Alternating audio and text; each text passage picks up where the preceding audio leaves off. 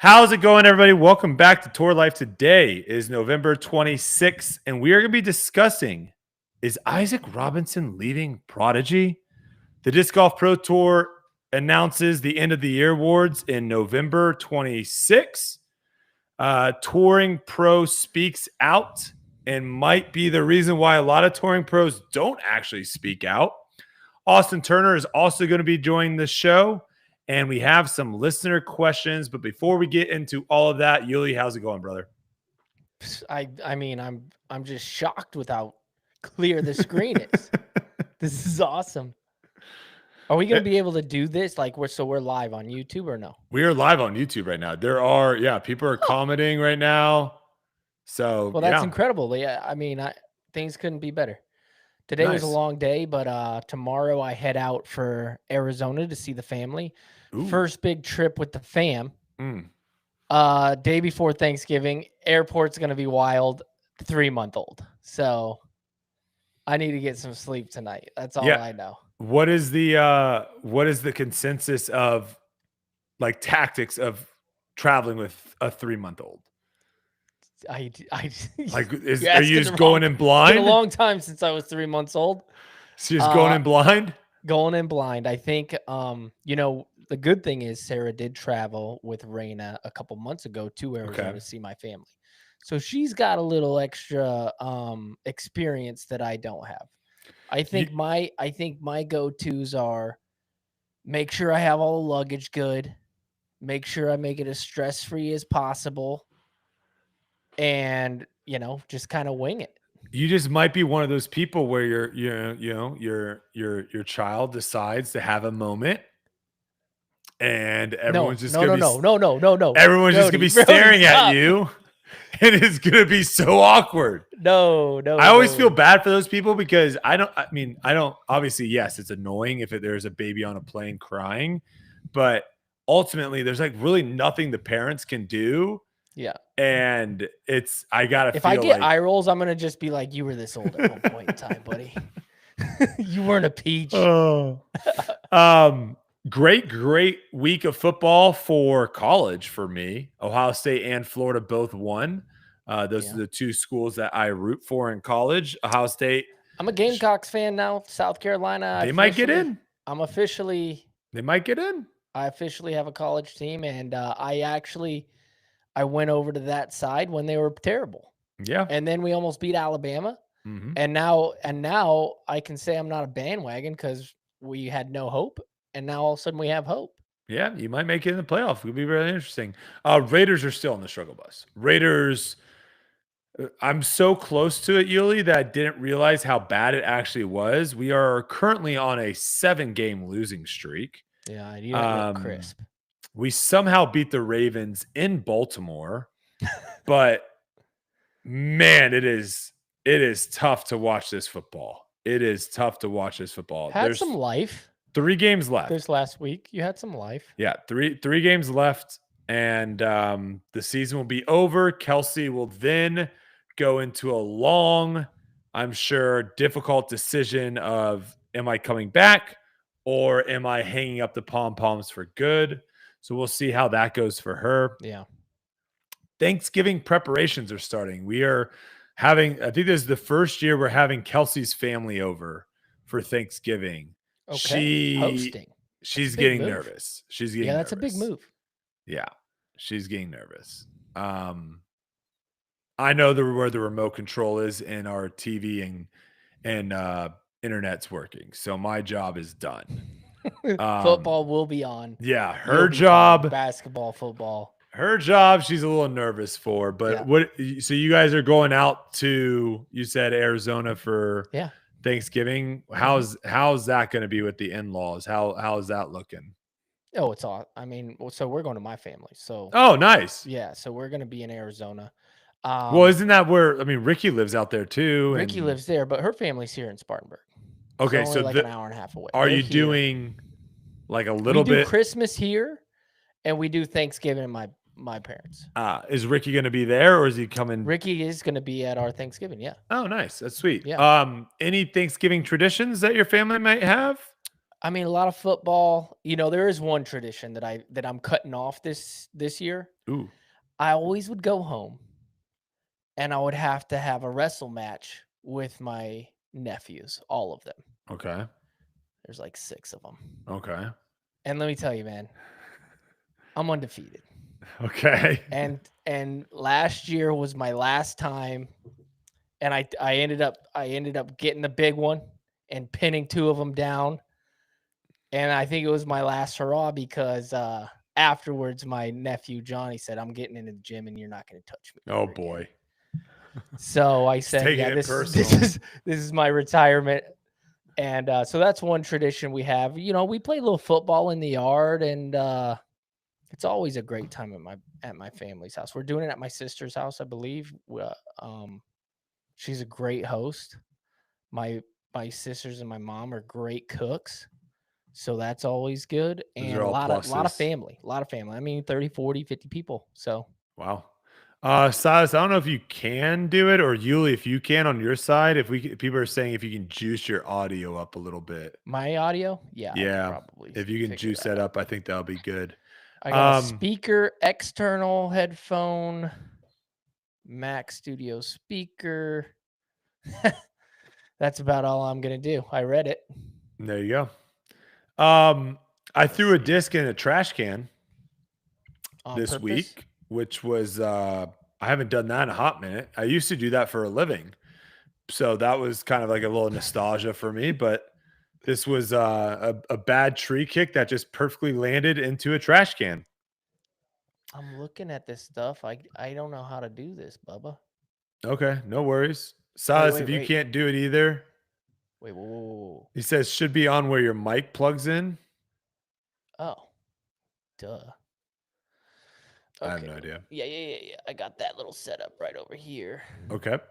Little And knobs and then stuff. the other thing is the game is starting feeling pretty good for short distance. I don't have my full distance back, but I went out and played a round at a relatively short course, one where the holes range from about 250 to about 380 feet. So Testing one, two, relatively three. short Sorry. par three. That's lower. Testing 1, 2, 3. A little higher. That's as high as it goes, Bubba. Oh, okay.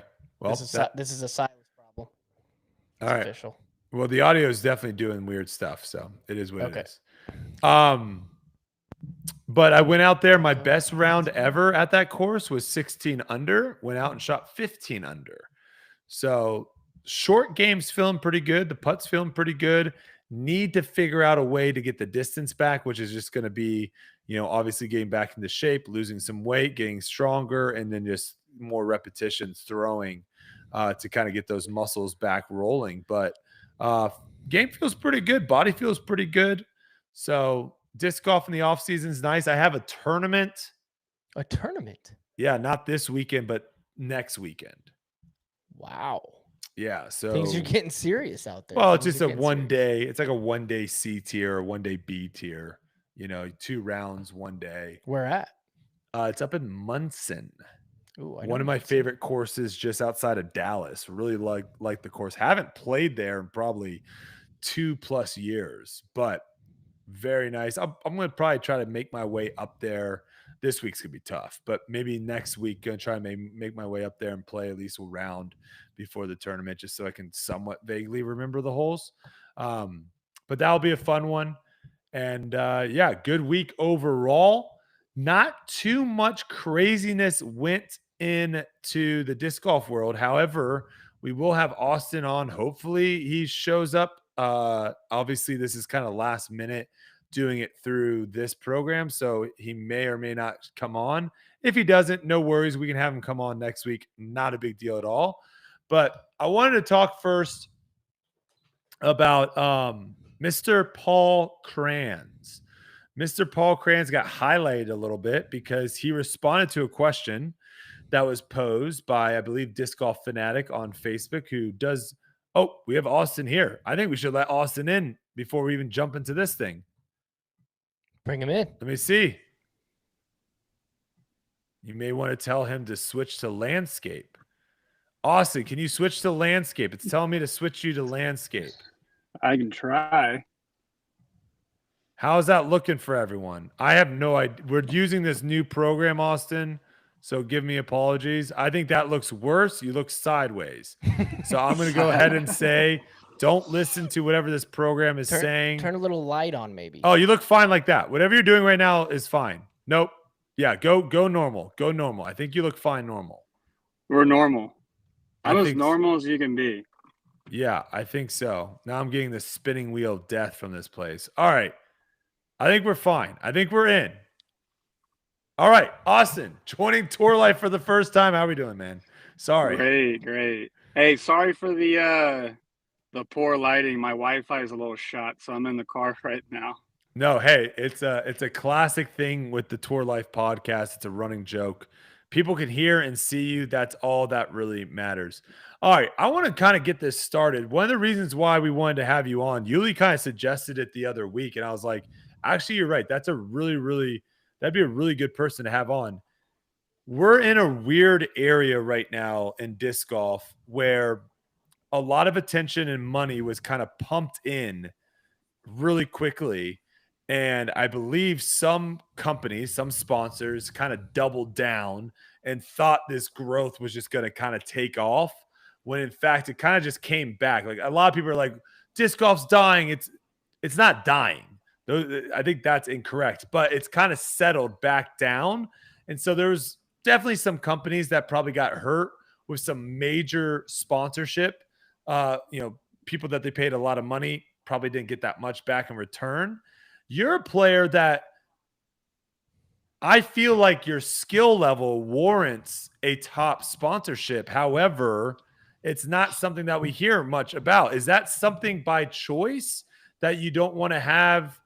Over these years, you didn't want to get locked down with a sponsorship because you want to kind of have more of a freedom of touring, going to places, or like, give me a little more background on like how you view sponsorships and how they've been through your career. Yeah. Well, back in the day, my first sponsor was Innova on the junior team, like 2013, 14, I believe that was. And then Discraft picked me up in 2015, and I just left them after 2022. So I was with them for 8 years. Then I was with DGA for 1 year. And this year, I was unsponsored mainly because I broke my arm last year, and I got an offer from DGA, and they wanted to like cut me very, very severely in what they were paying me just because I broke my arm. So I'm like, I don't really want to take that just because I know what my skill level is and like what I deserve as a player. So I'm just like, I'm going to bet on myself this year. And that's kind of where we are today.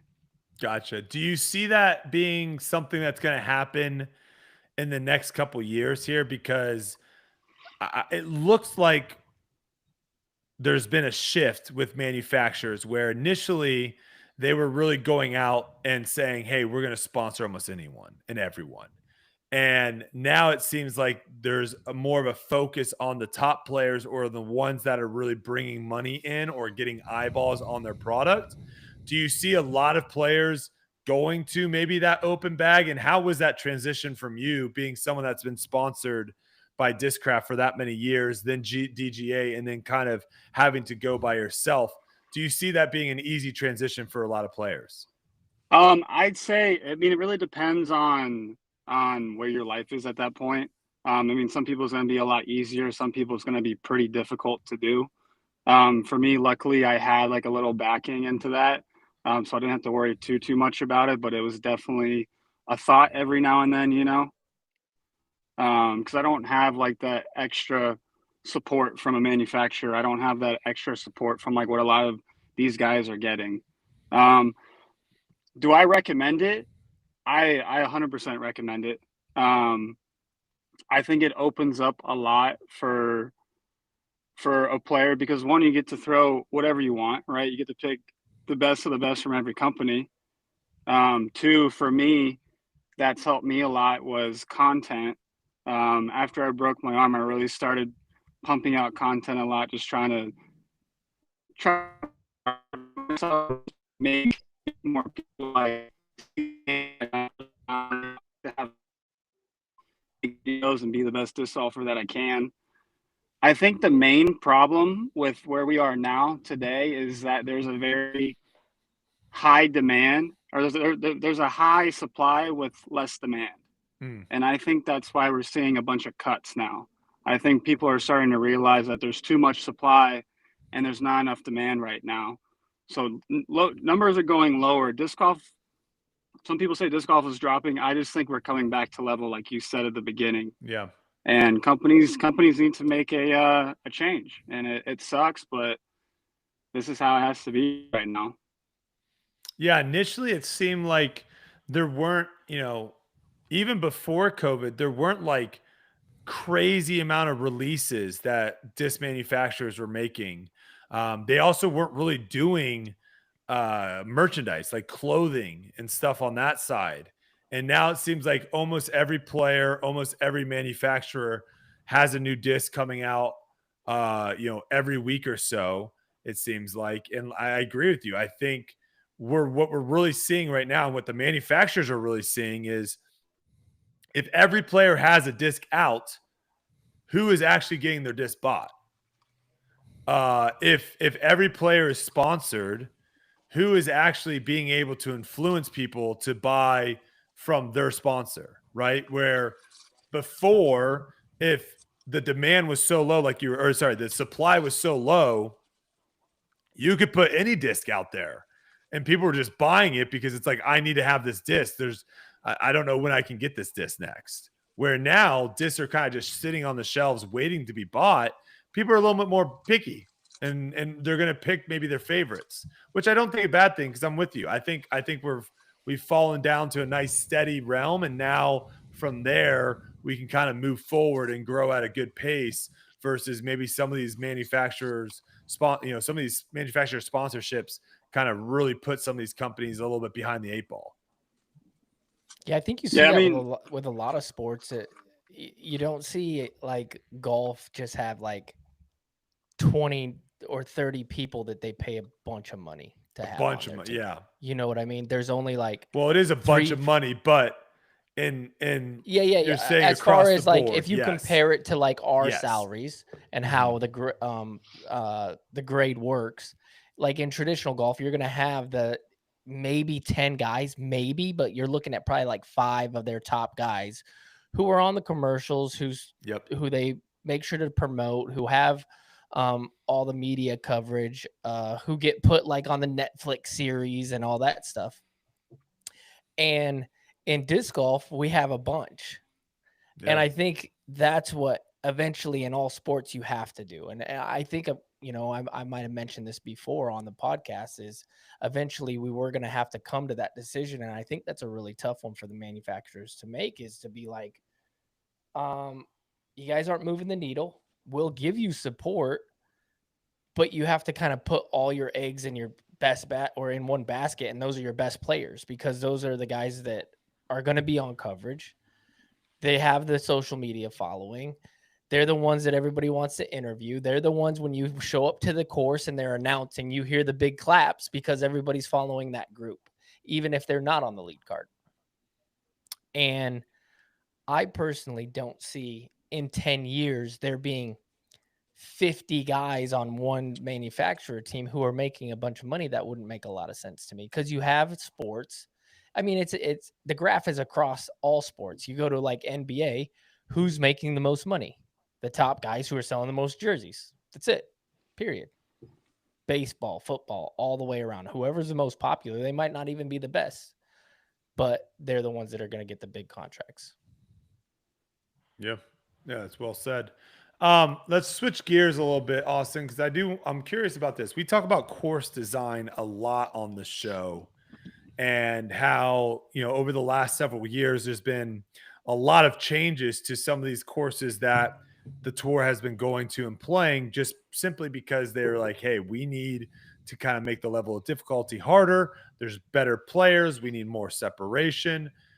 One of the big things that I think right now, and again, you're in the minority, the amount of lefty disc golfers on tour, it's hard to count more than 5, right? I think on average there's about 3 to 5 of us a weekend. Yeah. So you're definitely in the minority. No one's really going to hear like this big outrage that we do when we play a course that's long, let's say. And you also, all of a sudden you hear all these people, this course is so long, this course is so long. You're not really going to hear that outrage from lefties. But I think there's a massive disadvantage being a left-handed player on the majority of courses that we play on tour. So my question is, do you agree with that? And if so, how can the tour fix it? I love this question because I get asked it so many times. I would agree that there is quite a bit of a disadvantage towards us, just because, like you said, we are a very small percentage of the players that are on tour. So when a course is designed, they're not thinking about, you know, us 3 or 5. It's going towards everyone who can throw a 450, 500 foot right hand backhand hyzer if we're going in the open. There's also a difference between me, so to speak, and a couple of the other lefties, being that I can throw the farthest, but I still see a disadvantage in some of these holes and like a lot of these courses. Like some tournaments, I don't feel like I can get better than 20th place. Yeah. And then some of them I feel like I can win. Mm-hmm. I mean, I have a sidearm, but for me to be winning every tournament on tour, I have to have a 450, 500 foot sidearm, I feel like. Yeah. It's tough. There's just a massive difference in being able, like the throw that is the most efficient and easiest to pull off is the backhand hyzer. You throw something overstable, backhand hyzer, 400, 450 feet, bang. To replicate that same shot with a forehand is so much more challenging. And to even try to replicate that now with like a turnover backhand, some holes, they don't even, it just doesn't fit the shot shape. So do you think they need to do well, first off, do you think they need to maybe do away with holes that are simple, just big hyzer shots, or at least like that is the shot that you have to establish? And do you also think they need to incorporate more like lefty turning? Like we don't really get too many of those where you have to throw like a lefty backhand flip shot where it's like flipping and moving to the left. That hole like almost doesn't exist on tour. We have some of those holes for backhand, and it's probably really hard for you to throw that forehand kind of hyzer flip and let it fade to the right is what I'm assuming you probably throw on those holes. But do you want to see more like that where it's a little bit more even across the board? So to me, like a perfect course for 18 holes is 6 left to right shots, 6 right to left shots, and 6 straight shots. Ooh, I don't hate that. Are pretty neutral shots. To me, that's what makes a good course. And a lot of these courses they seem very like 90%, 10% in terms of right to left, left to right. But yes, I don't know how you could necessarily change it, because anytime I get to a hole that's looks like a lefty backhand shot, I get so much shit for it being a lefty hole. And I'm so tired of people joking around with me Call saying, him out. Get "Oh, him. bro, it's a lefty hole." Oh, you want me to call him out? All right, here we go. Anthony Barella is one. Adam Hammis, Jake Brown, Parker Welg, all the boys. Even Yuli does it. So it's Stand like, up. I mean, it's funny at the end of the day. I love it, but I honestly don't know how we could incorporate more holes like that without people getting upset and pissed off on tour. What's like a perfect course? Well, not a perfect, but what would you say is a really fair course? Like most balanced. Yeah, most balanced course. So for me, I used to hate going here, and it was DDO. But now they've changed DDO a lot, and I feel like it's very 50-50. I agree with that. Yeah. Maple Hill's a really good one. I feel like Maple Hill's very fair for everybody. Des Moines Challenge, Pickard Park's very fair. Deglow's very fair. I love Portland courses, even though they're just hard, very hard courses. I can't really think of a course right now that I struggle with the most, or that I feel like is more right hand dominant. But I've definitely played a lot in my career where I'm like, I hate this. But there was a theme back in the day where it it was all righty friendly courses, right? And then the course designer was like, okay, for the hardest tournaments, we're gonna make it a lefty course. So we had the USGC, we had what is it, the Beast was shorter, and I felt like very lefty friendly, and I always played well there because of the sidearm. But now I feel like they're kind of coming on to that a little bit, and they've been switching it kind of back to like longer righty shots. Really no point to me saying this except for it was interesting. Well, I played the Beast, but I played it with a concussion, so I honestly have no idea what you're talking That's about. right. Yeah, you got hit with a disc. Yeah.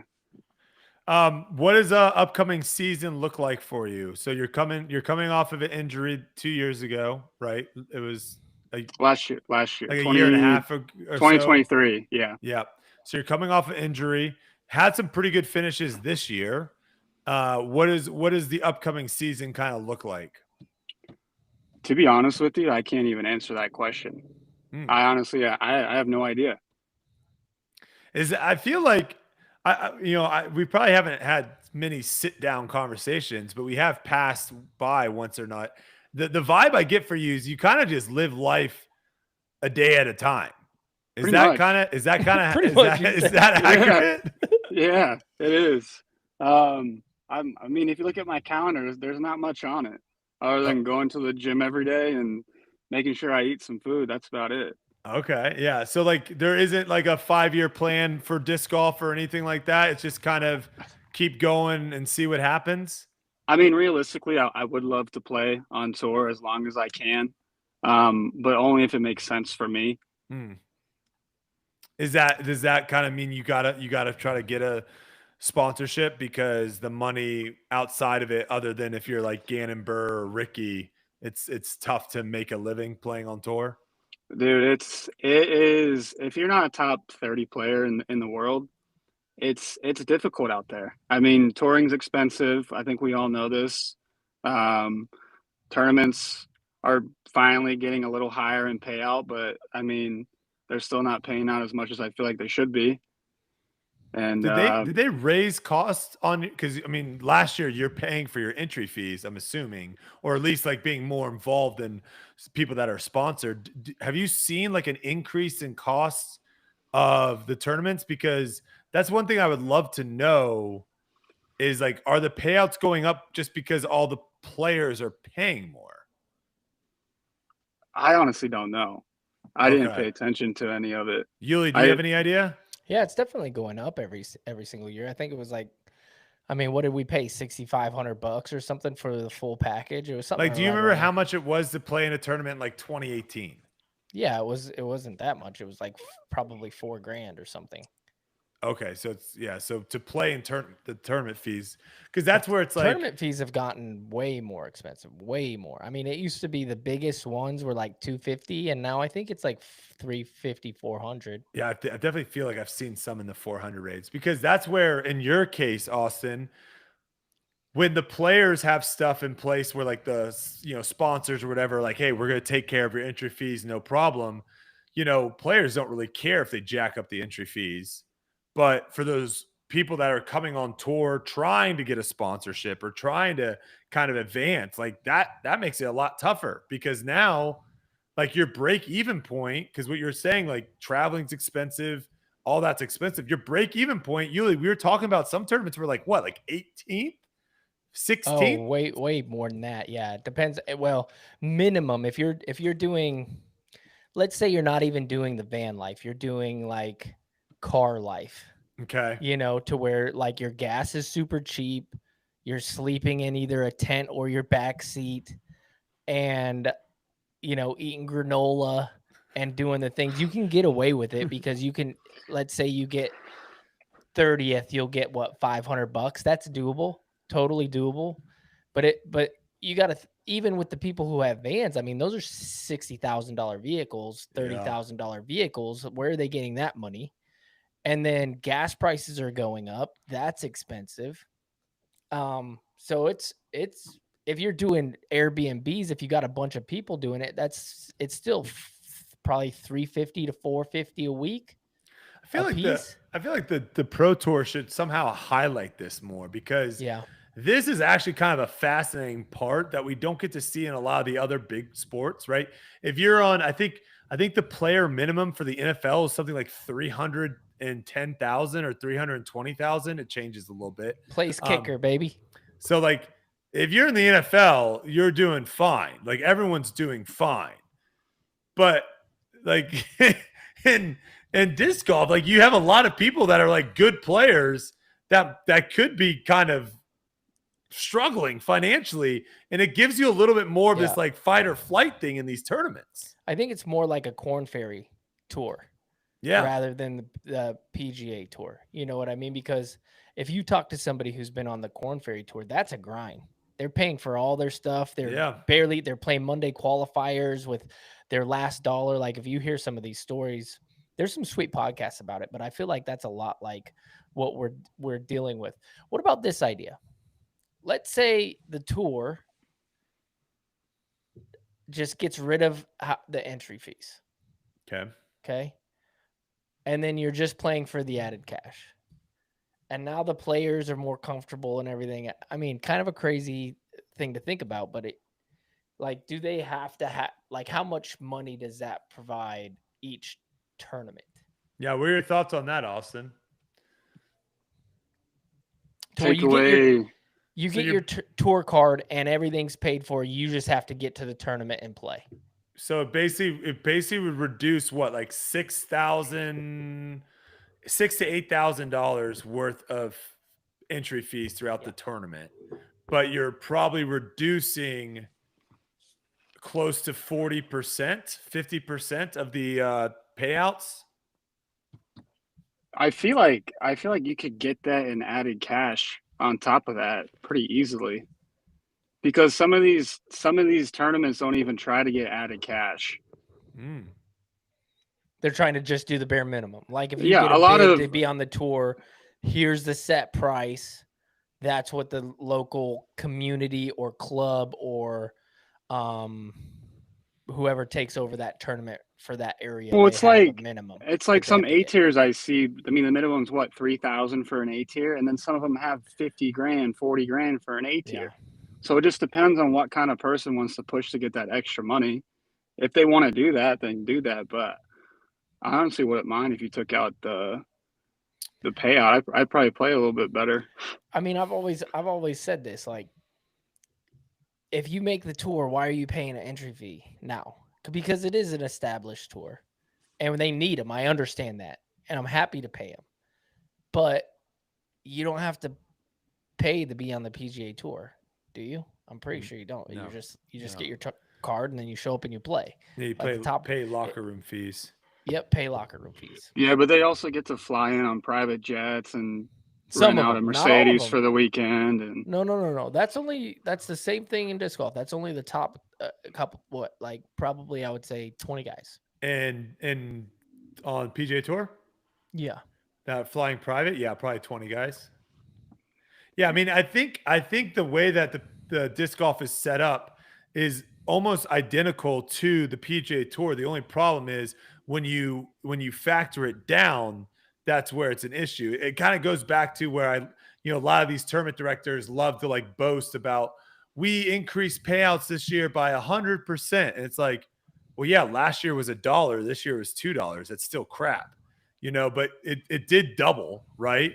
And I think that's kind of how it works with disc golf too, is like, if we just extrapolated right now, everyone's winnings by like 10x, things get really nice really quick for a lot of people. Yeah. Right. Hey, last year I only made $20,000. Well, you make $200,000 now. Right. So that's where I think, like, I don't know if we really need to shift around that much stuff. It's just, there's got to be a way of trying. And this is where, Austin, I would love to hear your thoughts. People always say we need more money. We got to get more sponsors. We got to get, what do you think the best way of doing that is? We need to get outside sponsors that aren't disc golf related. That's what I think we need to do. So how do you do that though? Yeah. What do you think? Do you think the product right now that we have with the audience that we have, do you think that is good enough to knock on someone's door? Because that's what's going to end up happening. We have to go out we meaning the Disc Golf Pro Tour, Disc Golf Network, they are having to go out to reach to people, right? No one's coming to disc golf right now being like, we want to sponsor this. So like, what do you think the pitch is strong enough right now to be able to do that? I think that if we can get, what do we have? We have LL Bean, Barbasol right now. I don't think we have LL Bean anymore. No, LL Bean, I think, was at last year Worlds. No, okay. 2 years Worlds they're not ago, they're not involved right? anymore. No, it was, yeah. It was 2 years. 2 years. No, it was when Isaac won Worlds at GMC. Not this World Championships, the last Worlds. Correct. Yes.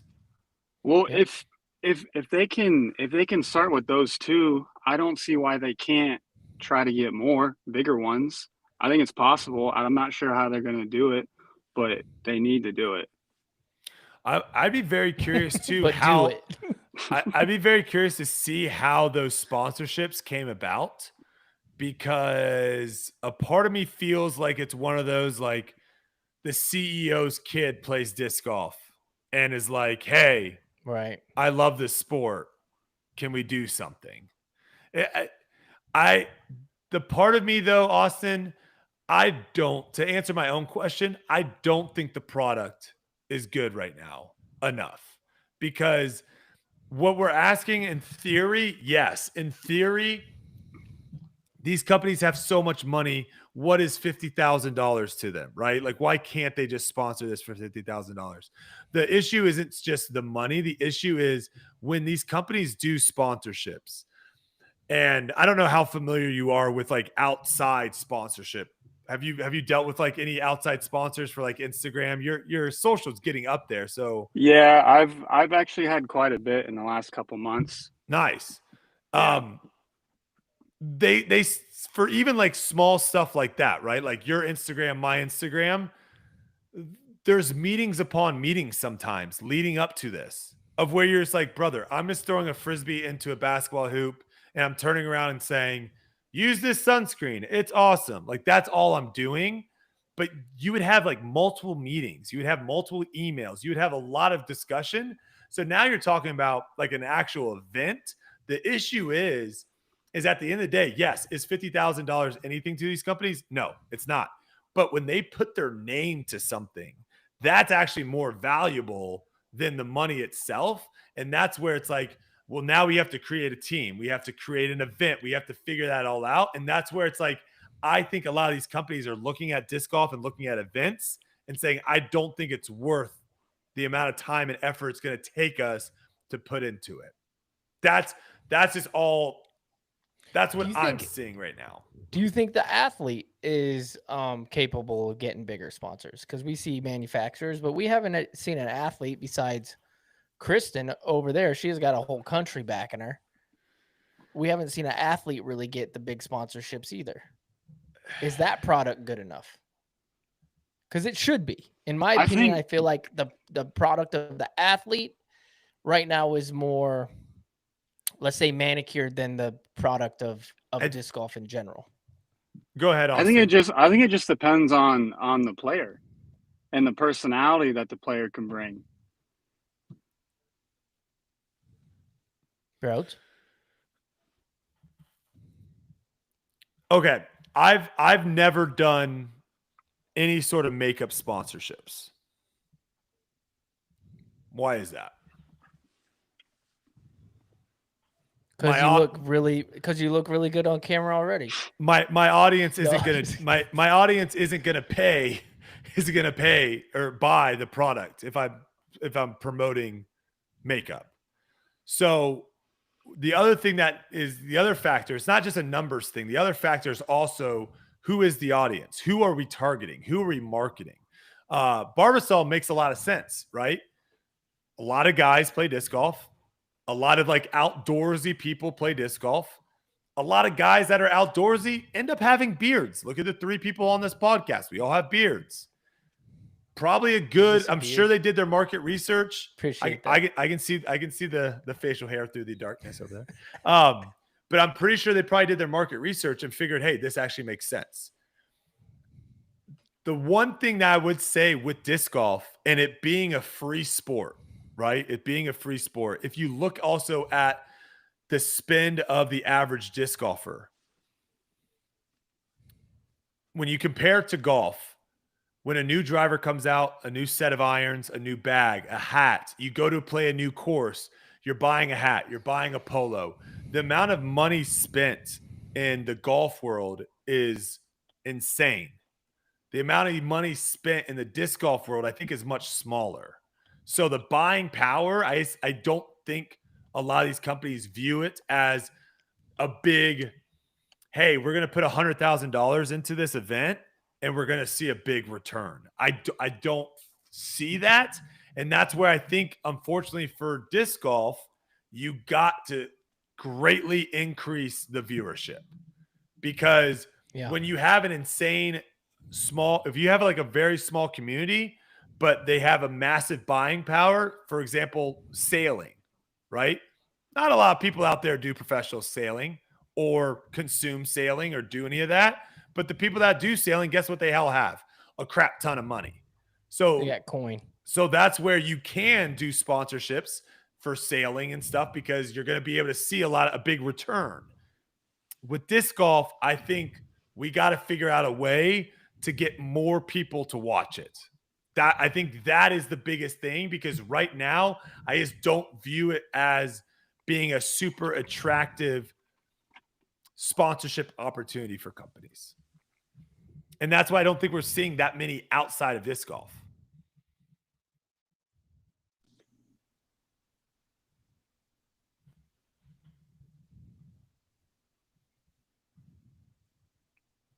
Back? I think you're back now. Yes, all right. You're back. Sorry. No, you're all good. I don't know if you heard that full thing, but I love it. So here's a question I love asking people too. How do you feel like the PDGA's involvement right now with the professional scene is? Where do you stand on that? I'm very 50-50 about it, I'd say. I feel like they've been stronger in past. They've lacked in past. They've gone back up. I don't know. I'm kind of flat really across the board with it. It's not really something that I also like think about a lot when I'm, playing these tournaments and yeah, you shouldn't be. Cause I mean, when I get out there, I just try to play my round, play the tournament, and then just move on to the next one. I don't really think about like all the logistics and everything of things like that. Yeah, I think with a new sport, I think there is a little bit more onus on like the top players. I mean, we see it in other sports that are already like very, very well established and are making millions and billions of dollars. So if other sports are doing it, I think disc golf also kind of has to do it where some of the top players, big names, big voices kind of have to step up and help push the sport in the right direction. I don't know. Sometimes the PDGA feels like they put handcuffs on disc golf a little bit. I think the problem is that a lot of pros are just too scared to say anything. Why? They're afraid that their brand or image is going to get ruined. Do you see a shift at all of censorship? Is what he's saying. Do you see that their brand is getting? Are you saying like the mob, kind of like the mob of like the crowd, or do you think like sponsorships don't want their players talking about stuff? I'd say about a 50-50 for each one. Yeah. It is true. I mean, it's such a tight-knit sport that you have to kind of coast a line. And if you go on one side, you'll get attacked. If you go on the other side, you get attacked. But I feel like if you have a public image, that's just the way that it is with everything. You got to be real careful with what you say. Well, that's why I appreciate what Brody does, because I feel like he says a lot of the things that a lot of people want to say. They're just too afraid to say it, and Brody gives it a good point to where like it comes across as, you know, something that's not bad for someone to read. Yeah, I think too, because I think the tour would be even more entertaining if players were more open and free. And that's where I think if all of a sudden the sponsorship money, this is why I ultimately think disc golf needs what needs to happen for disc golf, but it's kind of like the chicken and the egg, right? For disc golf to really actually grow and become more entertaining, you need players to be like you said, I'm showing up to a tournament, I'm just trying to play. I'm just trying to ball out of control and do my best and be the most entertaining at the course because the majority of my money is in the purse. So now all these other sponsorships, that's just like icing on the cake. So if I go out and I ball out of control and I say something stupid and one of my sponsors says, "Yo, bro, that was over the line. We're cutting you." You're not all of a sudden having to go back to where you came from and like find a job because you're like, I can't tour anymore. But the problem with that, where we need to get to, where players can just say whatever they want, do whatever they want, be more free, like we see in other sports, show their personalities, and not be like a skeleton of themselves. The problem that to get there, though, is we need more viewers in the first place, to where the money is actually in the purses and not with manufacturers sponsoring the player. So like that's where it's tough, is like to get where we need to go. That's going to be more entertaining for the audience. We need more viewers. Like, give an example of a person you're like, man, I wish I knew that guy. I wish he was out there a little bit more. That like said what was on his mind. Yeah. Like Anthony Barella. I mean, Austin's on here. I think AB could be a great kind of voice for the disc golf world. And what kind of voice? Like just say his opinions? Yeah, just say when something's terrible. Say when he likes something. Say when this is unbelievable. We can't have this. Like, just let me know what your thoughts are. Tell me what you think. But I agree with Austin, and I said it from the get-go. It's when you have when you are built, when you've built your brand, when you've built your livelihood, your income over whether or not people like you. Right? This is disc golf at the end of the day.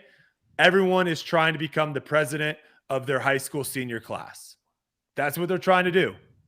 And so everyone's trying to make everyone like them. And so they're putting on this facade. They're saying the things that they think what people want to say.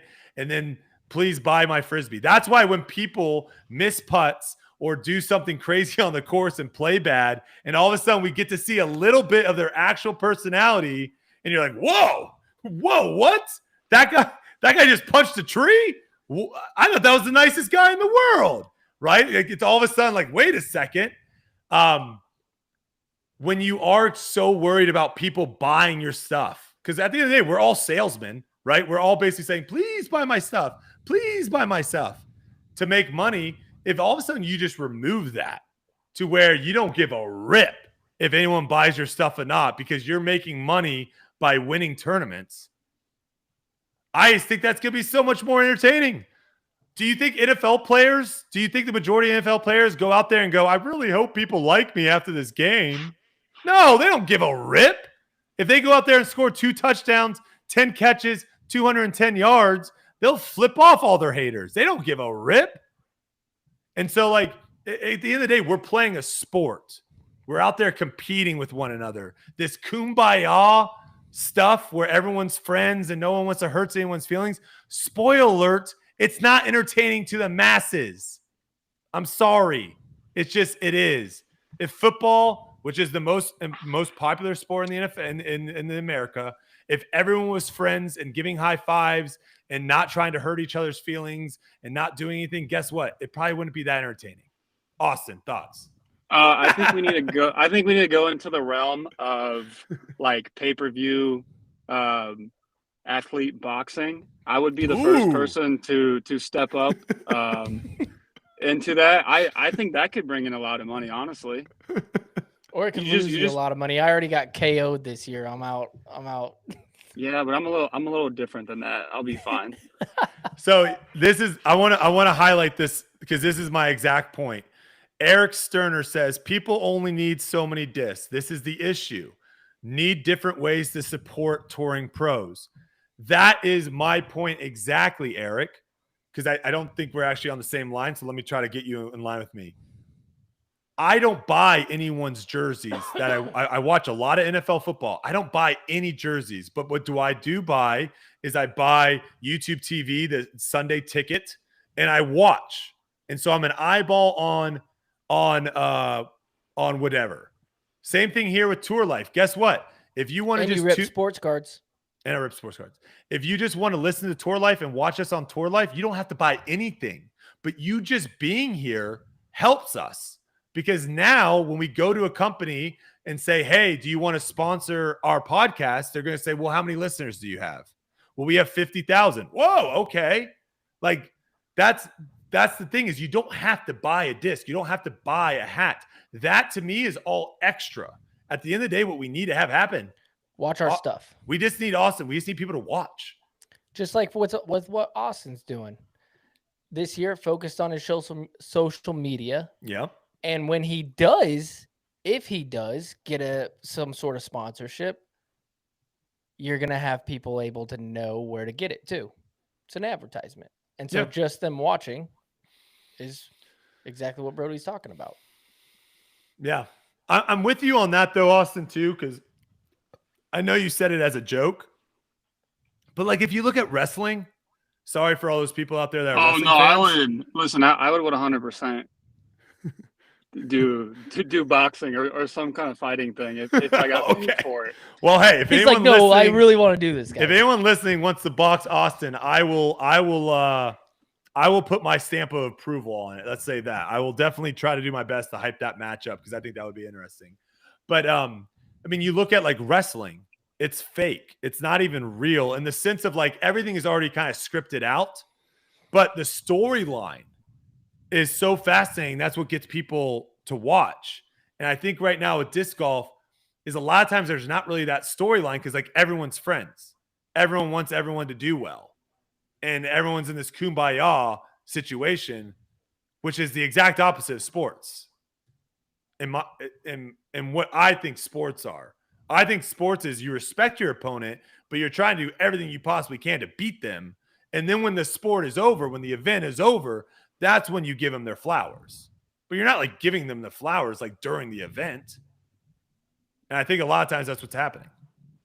I think a lot of us feel like that the Pro Tour is a very like high school clique like kind of thing. Ooh, good. Yeah. So we do all have our kind of like own groups of people that we like and dislike. But like for me, like I hang out with the same 6 people. That's the only people I want to hang out with. Those are the only people I want to talk to, play with. So for me, like I agree with you. Like I'm not there to be friends with everybody, Like at the end of the day, I just want to go out and play the tournament and do what I can do. Yeah, and in theory too, these like cliques and friend zones and stuff like the friend groups that you have would probably be a lot smaller if you were flying private, right? You were just flying in for the event, playing the event, and then flying to the next one. There'd be a lot less of it. But yeah, I mean, I don't know. To me, it's like you gotta start changing stuff up because you got to look at what other sports are doing and what other people are paying attention to and what is different with disc golf. And I get it. Some people are like, well, that's why I like disc golf. If you're a business, though, if you're the Disc Golf Pro Tour and you're a business and you're trying to get more viewers, what direction should you go towards? Where should you head? And yeah, I don't know. I think, sometimes we just get some cookie cutter stuff out there where it's just.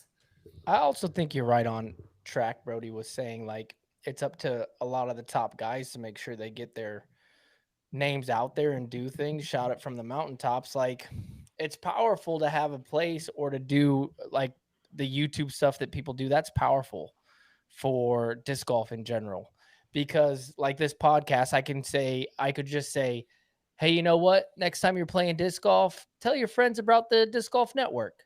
Just that sentence right there is pretty powerful, because they'll be like, you know what? He's right. That's going to help disc golf. I'm going to say that. That's advertisement just in that right there. You get what I'm saying?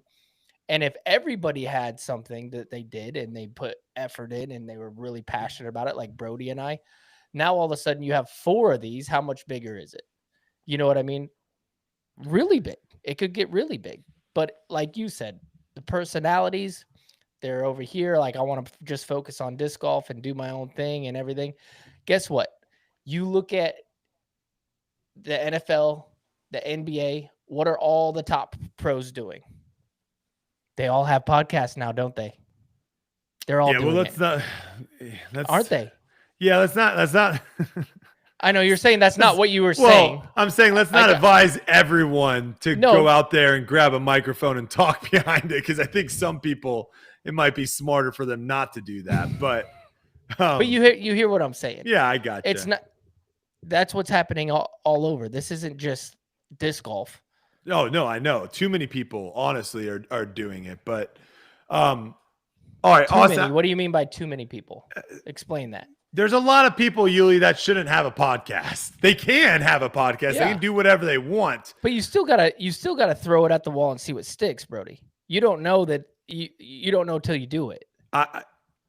Hawk Tua should not have a podcast, Yuli. She gets more views than we do. That just kind of shows you where the world's headed, though. That's not. But that's hey, more. We're talking a numbers game. We're not talking about like who you want to listen to and who you don't. Okay, fair. All right, Austin. I do want to ask you this question. A big one that gets brought up a lot. What do you think is the best way for the Disc Golf Network to broadcast? Do you like the paywall? Do you think it should be some events are paywall? Do you want it just to go, hey, let's just go straight free? Because what Yuli just said, hey, go out there, tell your friends to go watch some disc golf on Disc Golf Network. There is a barrier of entry there. So what are your thoughts is the best way moving forward for Disc Golf Pro Tour consumption? Didn't they bump up the prices this year for it? I don't think it's gotten cheaper. Well, didn't they have a lot of issues this year with streaming and connection services, even at tournaments that have like some of the best connection that you could have? Which is tough if you're paying for it. True. Yeah, I saw a lot of people complaining online about how bad of a buy it was, pretty much, an investment. But that's a great question. I don't know. Yeah, it's one that I'm glad I'm not in the position to try to make, because regardless of the decision you make, you're probably gonna. I don't know. I feel like if you make it free on YouTube, would anyone get mad? Well, they used to do that. They used to make like the first round was free, or like the first 2 rounds were free. Yeah, I think a lot of these events, the first round might still be free potentially. I don't know. Pretty nice. A part of me wants them to try this, make like the main broadcast. And again, this is like, maybe this is not possible, but like make the main broadcast free, right? So they're bouncing around, and then you have cameras that are just on certain cards. So then maybe you have behind the paywall, hey, if you want to watch every single one of Austin Turner's shots, you can watch his card right here. And that's behind the paywall for the sickos. But for the general public, just give them the main broadcast for free. Dude just said film the first 15 holes, last 3 holes, paywall. It's a nice comment. Get a bunch of people paying. It is a tough one to say. It's a tough one because like the way I look at it too, like what does the NFL do? Well, the NFL gives you free games to watch. Like you have options to watch free games, free in the sense of like the provider, your local provider. And then it's like if you're a sicko and you want to watch the Raiders get crushed every single week, then you can pay $400 to watch the Raiders get crushed, right? So I don't know. It's a tough problem to solve. I don't think anyone's got the answer. All right, let's jump to pet peeves, Austin, because I'm curious about this. So fan favorite segment here, fan favorite question. We get people to come on and they talk about the biggest pet peeves they have in the disc golf space. So something that really gets you under your skin. It can be something that other pros do. It can be something that fans do. It can be something that you see at your local course. What is something in the disc golf space, the disc golf world, that just really gets under your skin? I think I brought it up earlier, and for me it would be it's a lefty hole kind of vibe.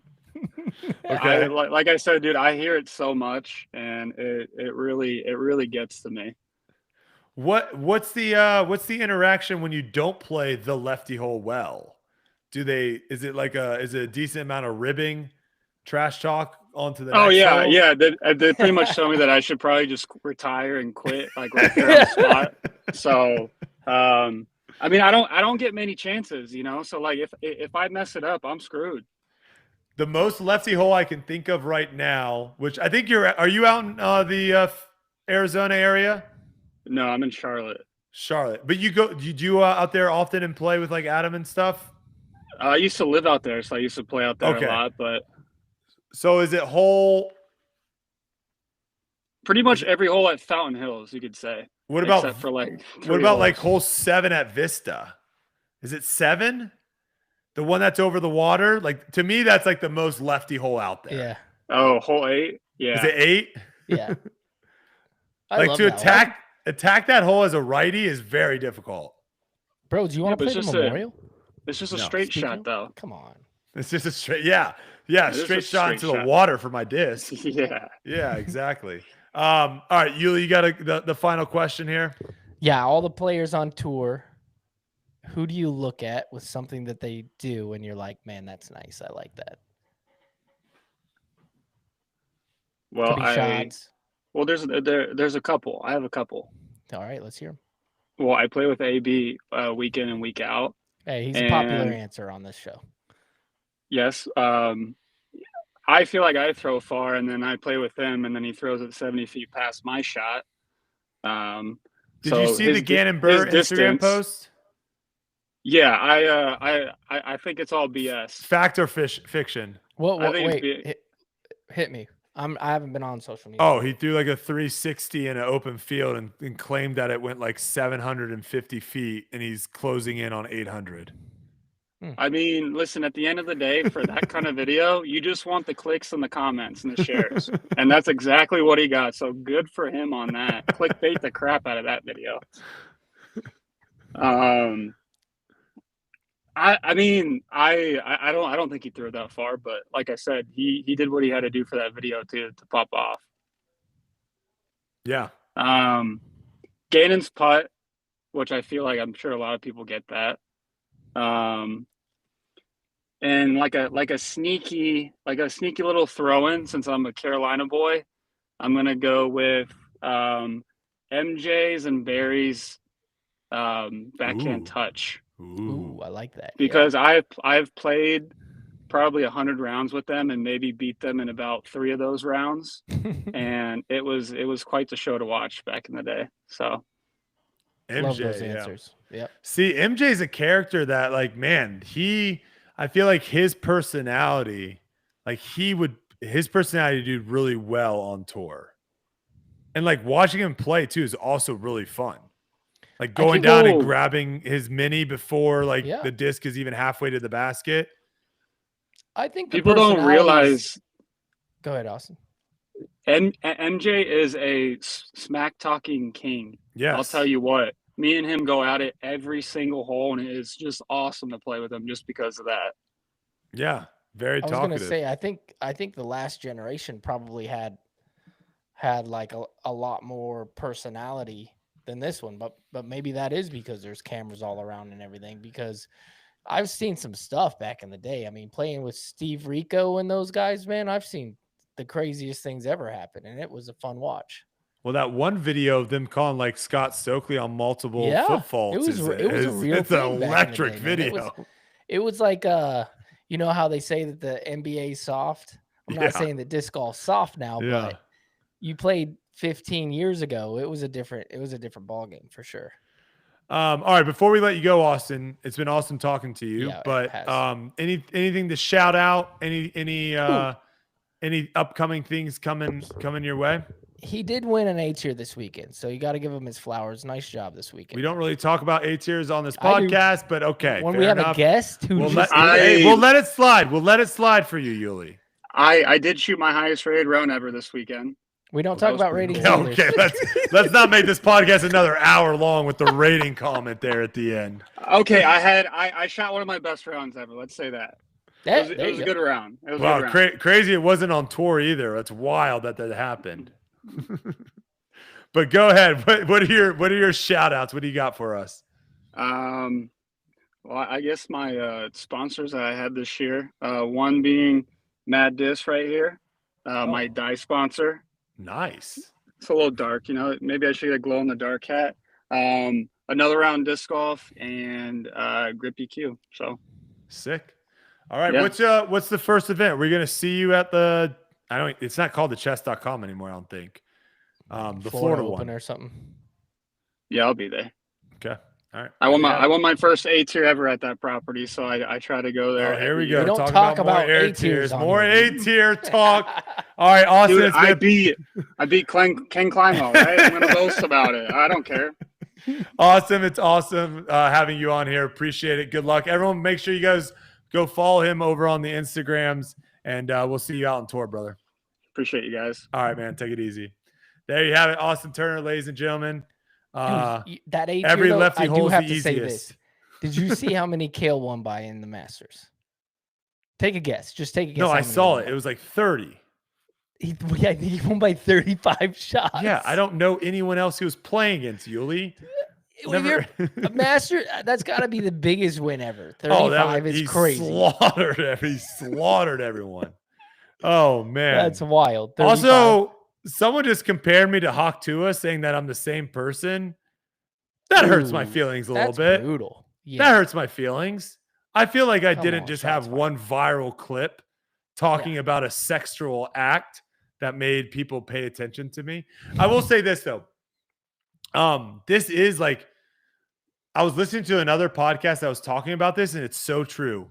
Back in the day, Yuli, people had 15 minutes of fame, right? They would do something, everyone would talk about them, and then a few days, a week would go by, and like no one cared and no one talked about them anymore, right? Yeah. But now the way the social media is and all this stuff, like these people don't go away. These people are getting invited to like red carpet events. Yeah. And it's like this person was just randomly on. I don't know. It is crazy because there was so many of these really. I mean, I grew up in the Vine world, and people would just pop off for one Vine. They would have one Vine and it would go crazy, and then you'd never see them again. Yeah. But now people go. I don't know. It's weird. It's a weird world. It's almost kind of like if you watch. I don't know if you watch a lot of Black Mirror, but it's almost kind of like this Black Mirror type of world where people are just getting. That show's wild, by the way. I saw a couple of them, and it made me it gave me the heebie-jeebies. I'm like, I don't think show I can is watch this. super wild. So, all right, let's talk a little Paul Kranz here. Before Austin came on, I wanted to jump on, talk about Paul Kranz. So Paul Kranz did something that we have talked about where it's like, hey, we want people to, talk about their thoughts on how things are going. And obviously it could be right, it could be wrong, but at least you're throwing out your opinion. So this was Paul Kranz's response to a question. I think that was posed on the Disc Golf Fanatic Facebook page. The question was, if you were in charge of the Disc Golf Pro Tour, where would you focus your investments? So this is what Paul said. The Pro Tour needs to stop investing in courses that only focus on challenging the touring pros, requiring a property that fits 3,000 spectators and a course that's 11,000 feet long. They need to put us in more populated areas, even if it's on an easier course. Side note, easier courses allow for more competition in the field, which is 10 times more entertaining than one person separating themselves. More income, less spending equals more live cameras and more cameras set up on the course. There was also an idea of a subscription per event towards specific players. If enough money is put towards that player or card, then a camera follows them. They could be on third card or 15th card. It would allow people to watch their favorite players no matter where they are placed in the event. It would also allow us to see more players instead of the 5 to 10 select people that are always chosen on feature card. Okay, so let's break this down. A couple things here. So the first one saying, I agree with that the Pro Tour should do their due diligence and their best effort to try to find courses in more populated areas. 100% agree. 100%. Hard disagree, though, on the next one, saying that easier courses allow for more competition in the field, which is 10x more entertaining than one person separating themselves. That is exactly the opposite of what we talk about on this podcast all the time. You don't want more people to be able to do the thing that the top players can do. You don't want that. You want separation between the top players and the average players. That's what you want. If you set up at a course where the average player is going to shoot 16 under, guess what happens? The top player has a cap. They can't shoot 24 under. They can't shoot 26 under. They can only shoot 18. To me, I love the idea of going more populated, Yuli. Hate the idea of going easier courses. I think you agree. So we're not going to. I do agree, but I do think there's a place for an easy tournament. We've said that. I do, but I 100%. One tournament a year where it's like crazy easy, go low, do your thing. Sure. Or even 2. But 100%. You got to play the best, nicest, hardest courses out there. So the next thing, I don't hate this idea actually either. I think it's got to obviously be ironed out a little bit, but he does bring up an interesting idea that you could have some sort of subscription per event, similar to kind of what we were talking about, where you put on YouTube the main broadcast, everyone can watch it for free. And then if you're a sicko and you want to watch every single shot of a certain player, they have feature cards that you only see that card. You don't see anything else. You see all the interactions in between. You've got hot mics, all that, right? So I like the idea that he's going with this. However, I strongly disagree with this. It would allow us to see more players instead of the 5 to 10 select people that are always chosen on feature card. If you did this, the same people would be chosen every week. Yep. Paul Kranz, let me put it out there. There are only a handful of people that day in and day out people care about to watch.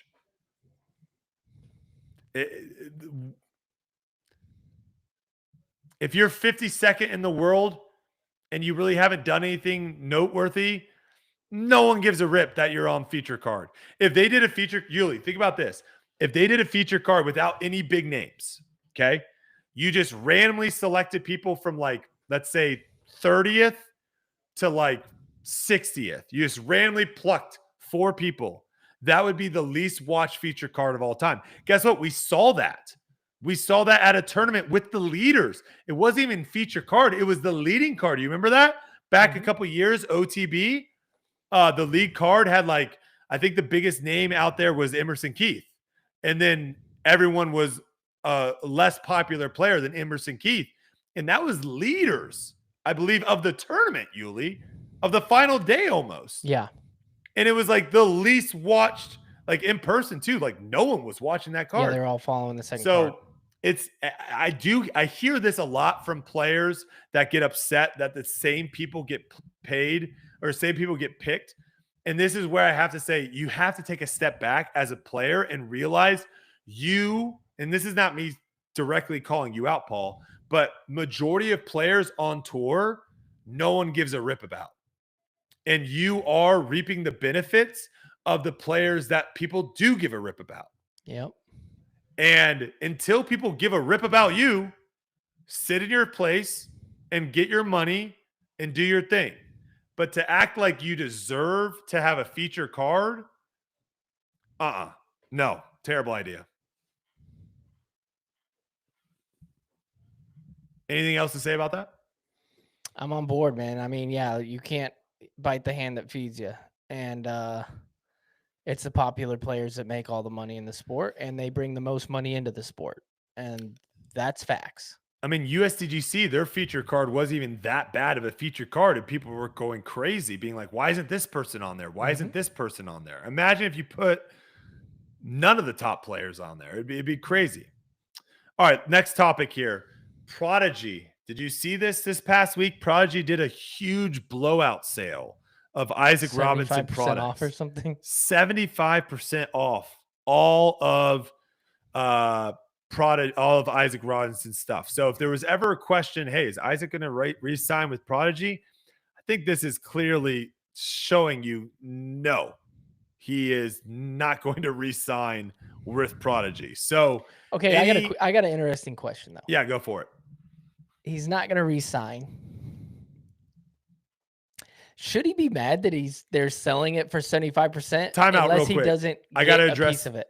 Real quick. Hold that. Got to address this. Hazer says, so you ask for players to speak their mind, but then rip them after. 1,000%. He said some, absolutely. Hazer, he said some things that made a lot of sense, but he also said some things that I disagree with. We're talking about it. That is completely fine. Also, when was the last time we talked about Paul Kranz? Spoiler alert, it's when he signed with MVP at the beginning of the year.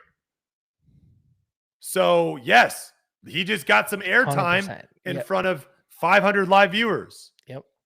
So if he gets upset that I brought it up, then I mean it's on him. But yes, players speak their mind. People talk about it.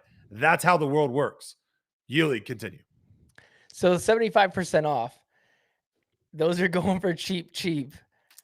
Doesn't he get a piece of that? And if he does, I'd be like, dude, what the heck? You're selling this stuff at 75% off.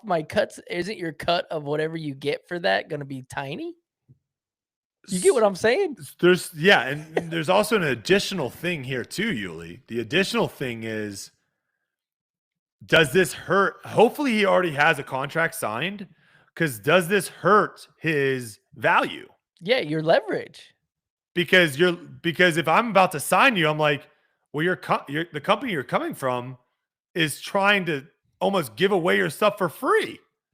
So like, I don't know. I think this is a weird move by Prodigy's part.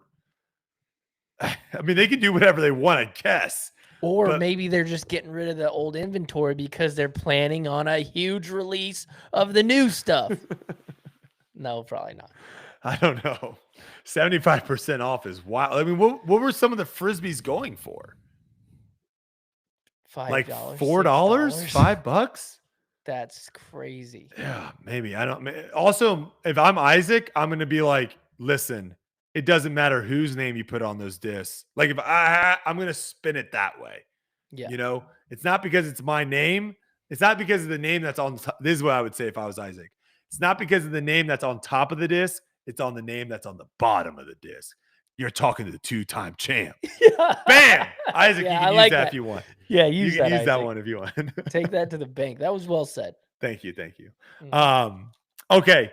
This serious issue here. Serious issue. North Cove. I want to bring awareness to this. North Cove, one of the cooler disc golf properties I've ever been to. Sad that we only went there. This is one of those places, Yuli, that's like would be perfect for like a pay-per-view event because it's out in the middle of nowhere. The hotel I had to stay at was like on top of a mountain. I don't even know if they had running water. I mean, it's out in the middle of nowhere. Yeah, it's in the sticks. It is cool. Beautiful.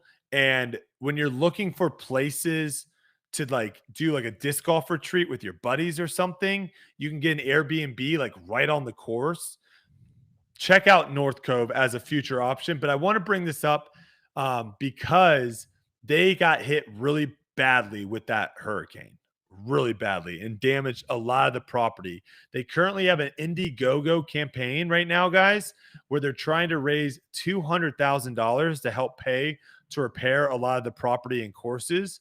So if you're able to give anything, go to their Indiegogo. I believe if you just search North Cove Disc Golf Indiegogo, it can pop up. If we were be able to produce this show, we'd pull up the link in the site and everything.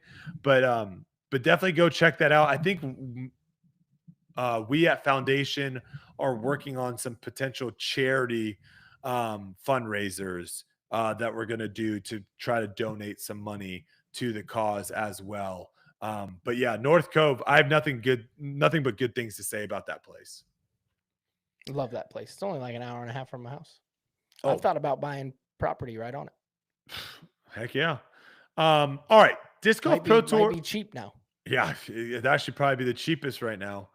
The Disc Golf Pro Tour kind of rolled out the end of the year awards today, Yuli. Let's talk about the rollout process first.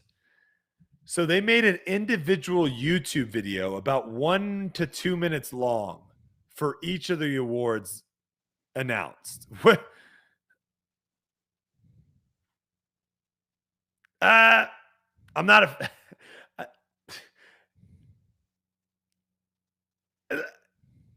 as someone that writes the stuff for the show, it was so annoying to have to figure out who won these awards, because they didn't make it easy. That's what I was wanting. I wanted a place where I could go and look, and I couldn't find it. I don't know who won what. I think, well, you're gonna be shocked when I tell you here. I think now you can go to their Twitter and they actually have like a photo of the winner of each one. Okay. But they were announcing these things like a couple hours apart. Like I believe the comeback player of the year for MPO was announced like a few minutes before we went live. And the FPO comeback player was announced like 2.5 hours ago. So like I don't know what the milking process. I didn't understand the rollout process, but here it is. So let's discuss it. FPO Rookie of the Year went to Emily Weatherman. No surprise, but they had a little battle going on. Emily Weatherman, Rookie of the Year. That one makes a lot of sense to me.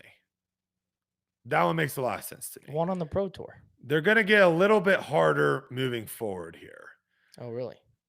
Yes. MPO Rookie of the Year, Jesse Nieminen.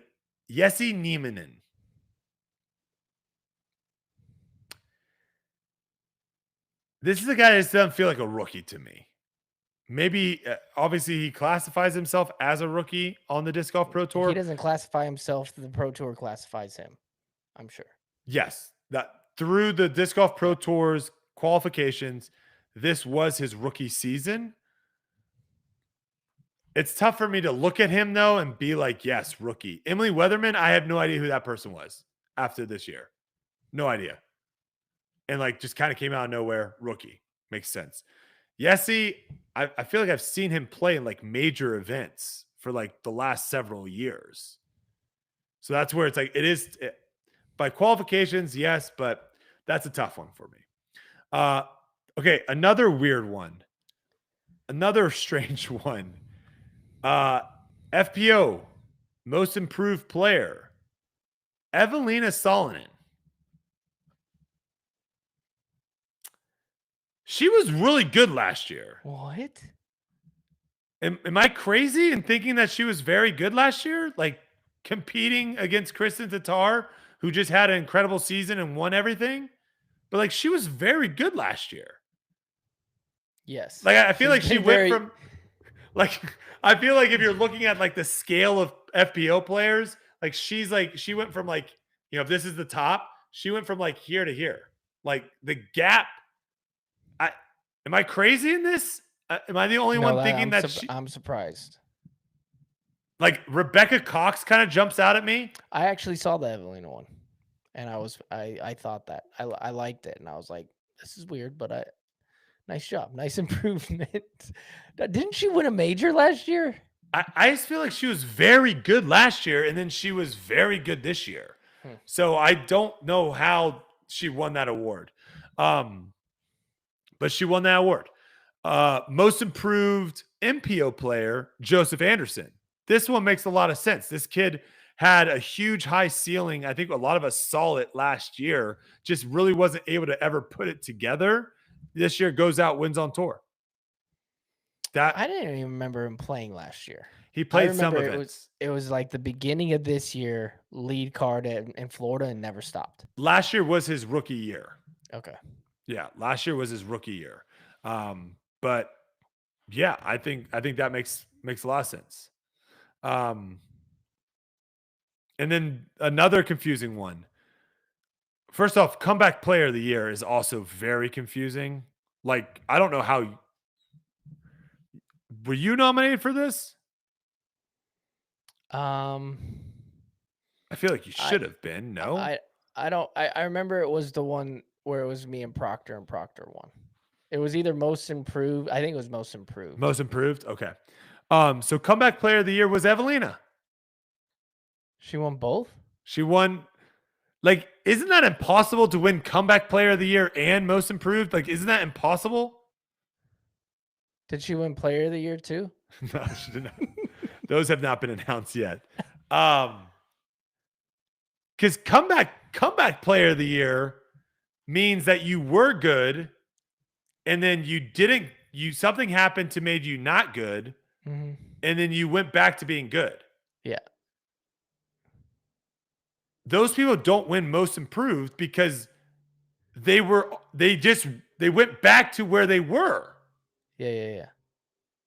I agree. Like, okay. MPO comeback player of the year, Gavin Rathbun, got injured. Yep. Shredded all year. Was gone for a while. Came back, played great. Yeah. The problem though, Yuli, I think these were player like voted on.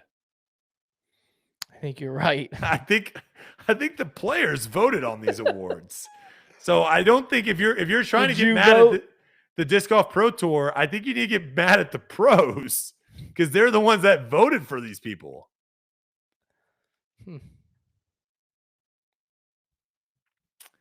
All right. Well, then let's keep it going. Let's keep it moving. This is great. Edwin Stats here. Edwin Stats. So this week for Edwin Stats, he pulled together 5 players from the 2024 full year stats. And this is kind of and I'm going to ask you actually what you think the results are because you can't see them. Okay. And you guys at home can play along. So this is which group had the best 2024 statistics? Okay. So I'm going to give you the 3 groups. There's 3 groups. There's the under 23. You got Joey Buckets, Kyle Klein, Gannon Burr, Nicholas, and Luke Taylor. The 23 to 29 group, Ezra Robinson, Anthony Barella, Isaac Robinson, Ezra, Aderhold, and Adam Hammis. And the over 30 group, you've got Chris Dickerson, Ricky Wysocki, Paul Macbeth, Calvin Heimberg, and Simon Lizotte.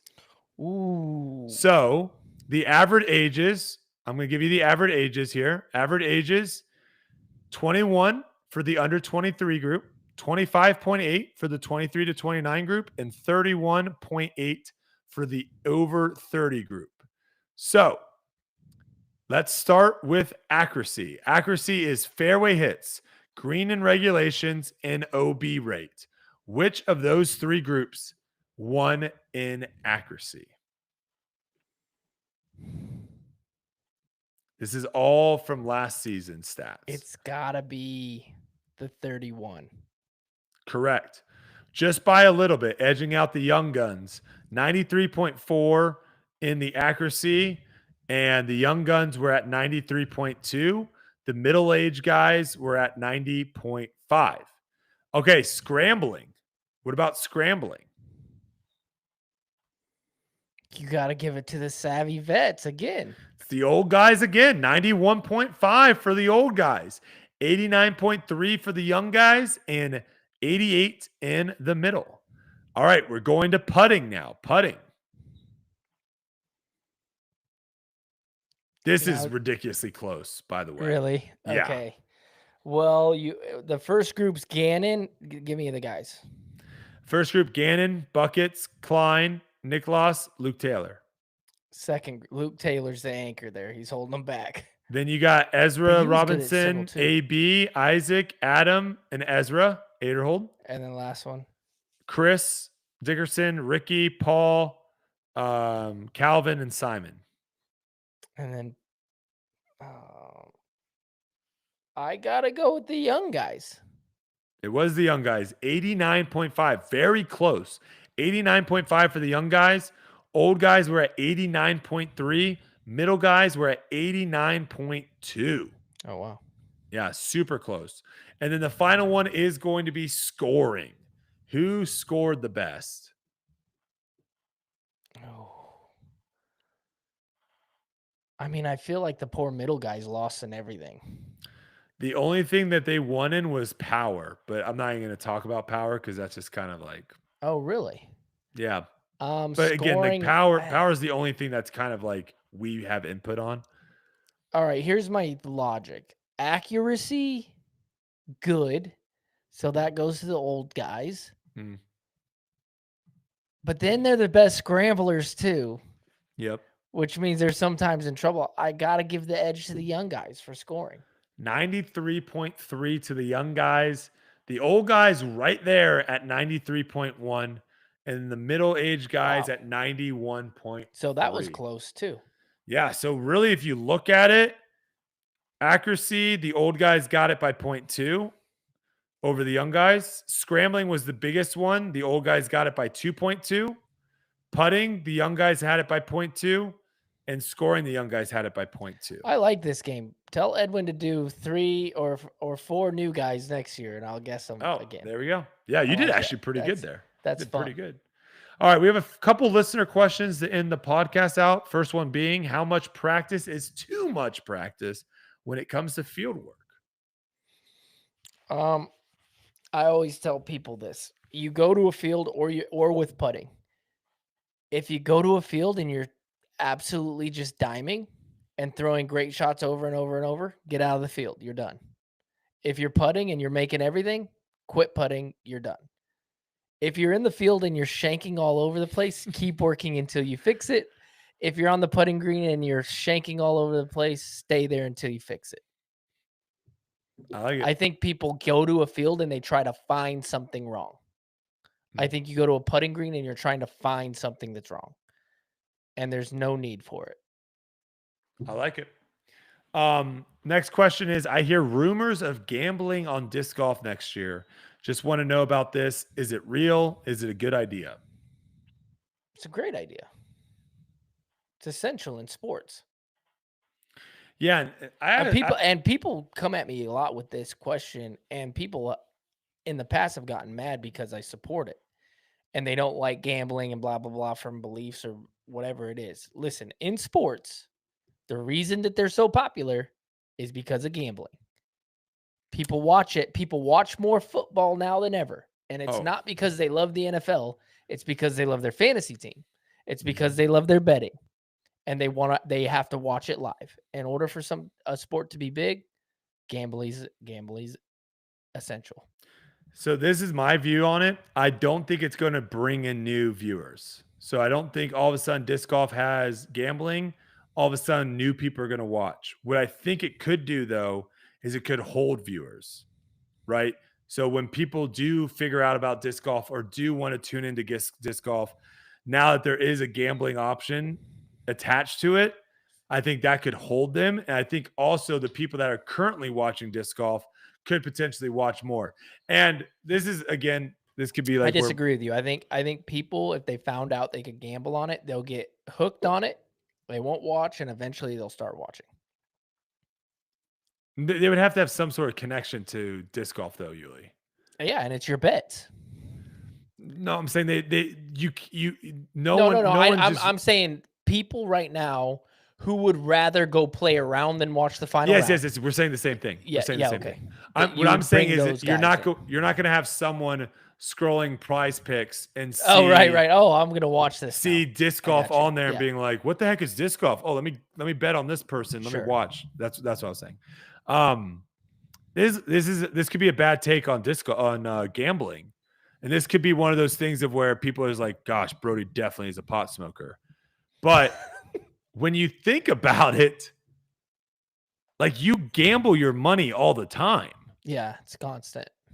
That's like what we going do. To college, you are gambling your money for sure. In a way. Now, obviously, it's not apples to apples. They call those investments, Brody, and it's different. It's not apples to apples. No, a little different, but an investment is gambling. Yes, one is more likely to happen than the other. One has better odds than the other, but you still are putting money into something, hoping you get something in return. Yeah. So I don't know. Maybe that is a Brody. Man, how high was he when he was thinking about that? Spoiler: I've never smoked anything in my life. Can't do it. Lung capacity, my lungs. How would you know you can't do it if you've never done it? Because I've walked by people smoking cigarettes, and it's the worst thing in the world. Also, my buddy, I think when he turned 18, had his birthday party at a hookah lounge. After about 5 minutes, I walked outside and vomited all over the parking lot. All right.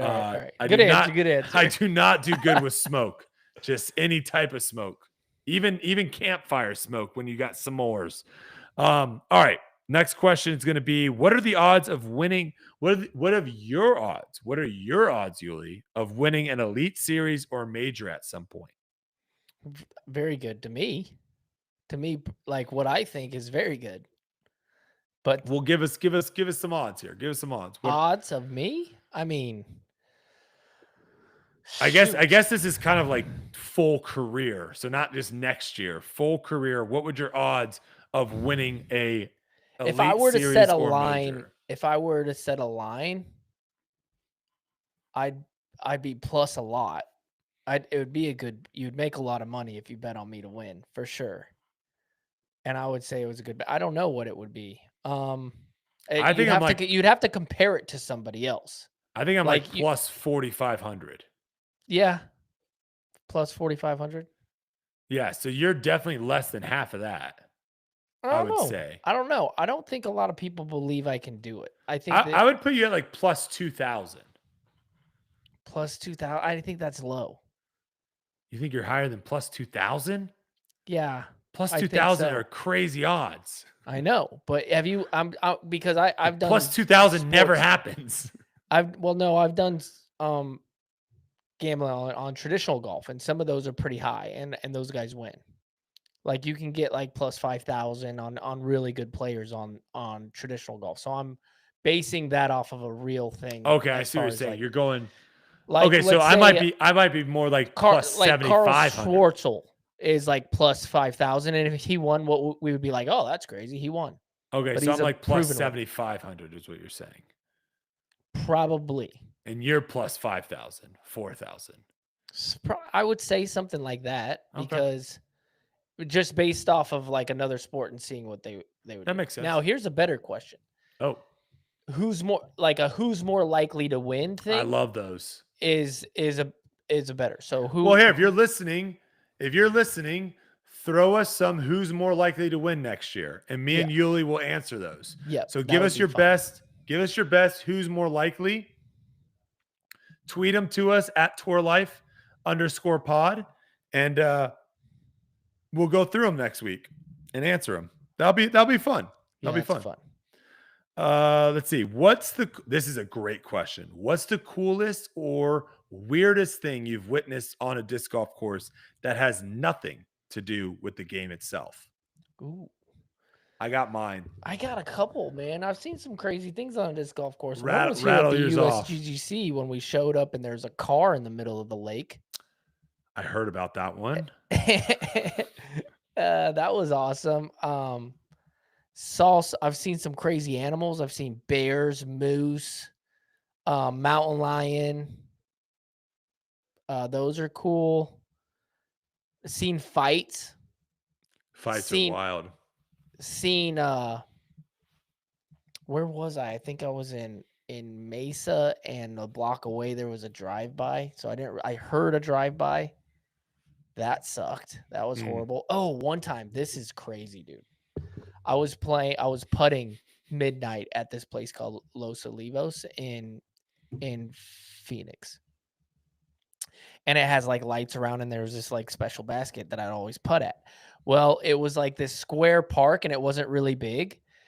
And I look over, I hear this screeching sound of like tires. So I look real quick, and there is a SUV 40 feet in the air, upside down, flying through the air in the thing. Like some kid stole a car and ramped it off another car, and I saw this thing airborne. And I looked over there and saw it, and we all ran over there. Luckily, the kid was okay, but this car was.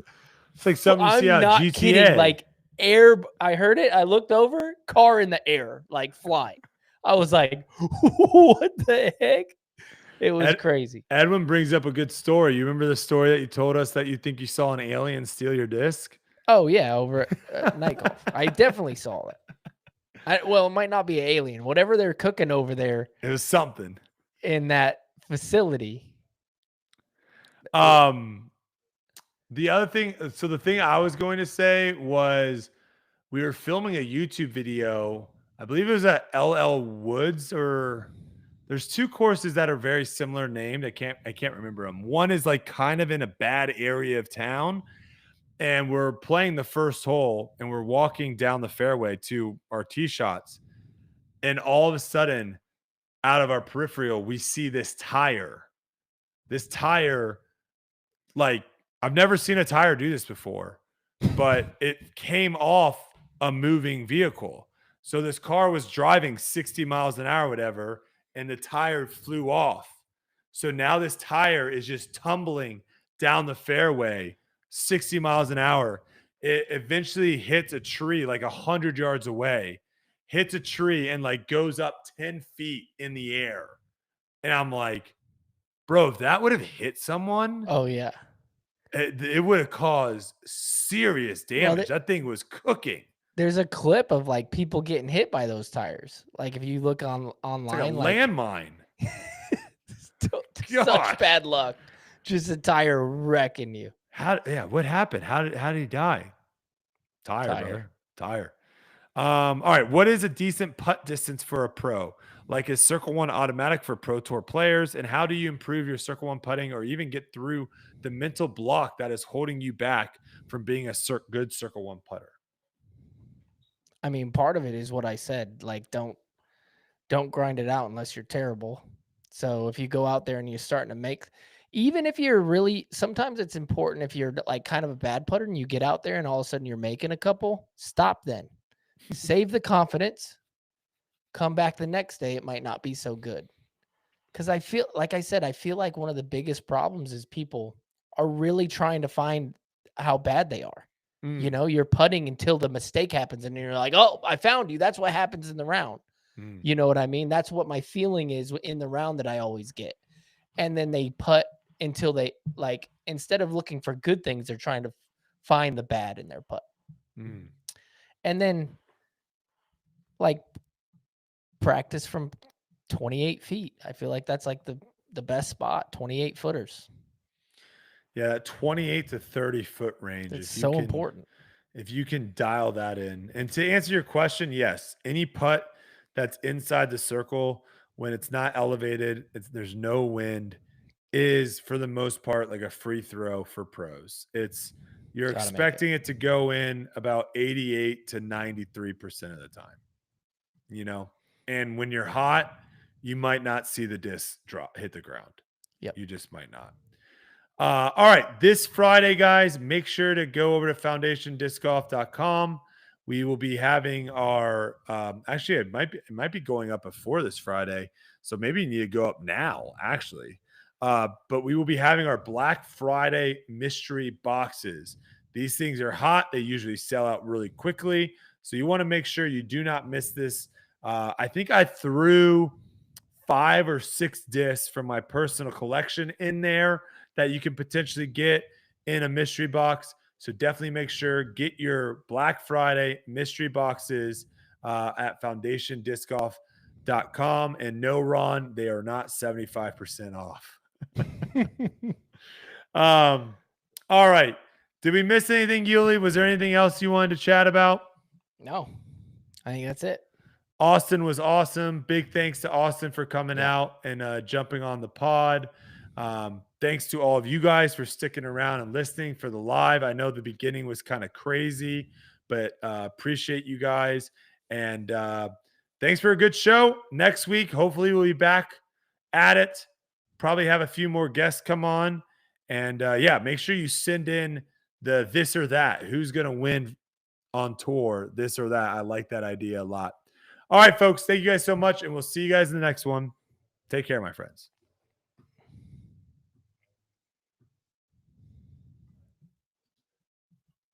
Dunzo. I think we're done.